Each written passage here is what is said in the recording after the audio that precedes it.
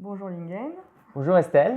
Est-ce que tu peux te présenter rapidement, s'il te Très plaît? bien. Alors moi je suis formateur en communication digitale, je suis aussi consultant, freelance. J'accompagne les entrepreneurs, les entreprises à mieux utiliser les outils du web pour se faire connaître auprès de leurs clients. D'accord. Est-ce que tu peux nous parler un peu plus précisément de ton activité de formateur? Alors, je me suis lancé en tant que formateur avec un organisme de formation où j'ai enseigné le blogging, Ouais, euh, les réseaux sociaux de manière générale.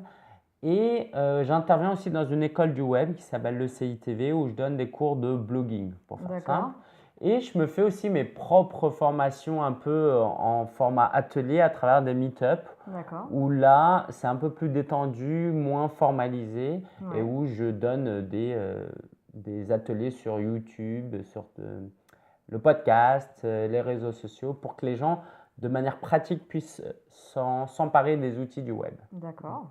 Est-ce que tu peux justement nous parler plus précisément de l'atelier créer sa chaîne YouTube?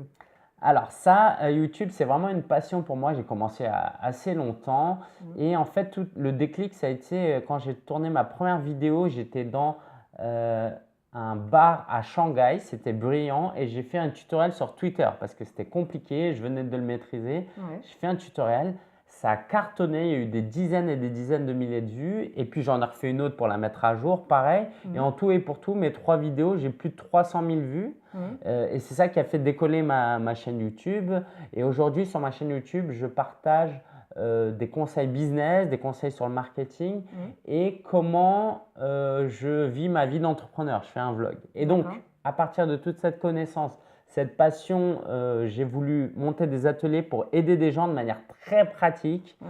à lancer leur première vidéo, leur chaîne YouTube, parce que je pense que c'est vraiment un média très très puissant pour toucher les gens aujourd'hui parce que c'est très personnel. Mhm. Et puis on peut dire des choses qui sont difficiles parfois à écrire et trop longs. Et je pense que aujourd'hui c'est un média intéressant parce que quand on n'a pas le temps ou quand on veut faire passer un long message, Ouais, en quelques dizaines de minutes, on peut faire une vidéo potable, alors qu'écrire un article, c'est très long. mhm. Faire un podcast, ça peut l'être aussi. Et la vidéo, aujourd'hui, comme tout le monde utilise YouTube, donc pour moi, c'est important d'encourager les gens de manière pratique à utiliser YouTube. Si tu avais juste un conseil rapide à donner pour quelqu'un qui veut démarrer sa chaîne, ce serait quoi?